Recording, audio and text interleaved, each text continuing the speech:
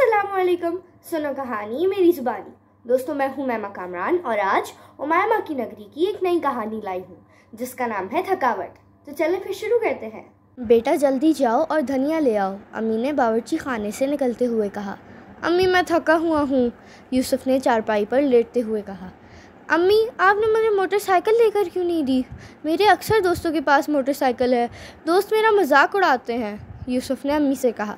अभी तुम साइकिल पर जाओ और धनिया ले आओ, इस मौजू पर बाद में बात करेंगे। अम्मी के कहने पर वो थके कदमों के साथ साइकिल की तरफ बढ़ा। रात के खाने पर अम्मी ने कहा, बेटा मैं देख रही हूँ तुम हर वक्त मोटरसाइकिल के ख्वाब देखते रहते हो।